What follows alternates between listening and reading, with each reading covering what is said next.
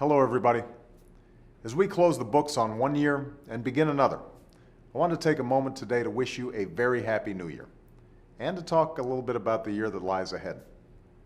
At the start of 2011, we're still just emerging from a once-in-a-lifetime recession that's taken a terrible toll on millions of families. We all have friends and neighbors trying to get their lives back on track. We are, however, riding a few months of economic news that suggests our recovery is gaining traction. And our most important task now is to keep that recovery going.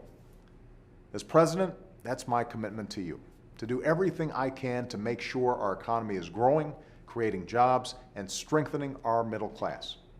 That's my resolution for the coming year.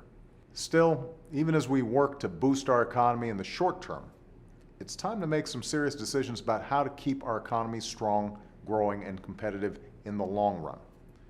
We have to look ahead, not just to this year, but to the next 10 years and the next 20 years. Where will new innovations come from? How will we attract the companies of tomorrow to set up shop and create jobs in our communities? What will it take to get those jobs? What will it take to outcompete other countries around the world? What will it take to see the American dream come true for our children and grandchildren? Our parents and grandparents asked themselves those questions, and because they had the courage to answer them, we've had the good fortune to grow up in the greatest nation on earth. Now it's our turn to think about the future.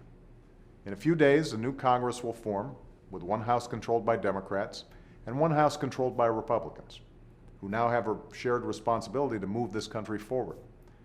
And here's what I want you to know. I'm willing to work with anyone of either party who's got a good idea and the commitment to see it through. And we should all expect you to hold us accountable for our progress or our failure to deliver. As I've said since I first ran for this office, solving our challenges won't be quick or easy. We've come through a difficult decade, one of new threats and new trials we didn't expect when it began. But a new year and a new decade stretches out before us. And if we just remember what America is capable of and live up to that legacy, then I'm confident that we are poised for a period of progress, one in which our economy is growing, our standing in the world is rising, and we do what it takes to make sure America remains in the 21st century what it was in the 20th, the greatest country in the world. Thanks for listening, and Happy New Year.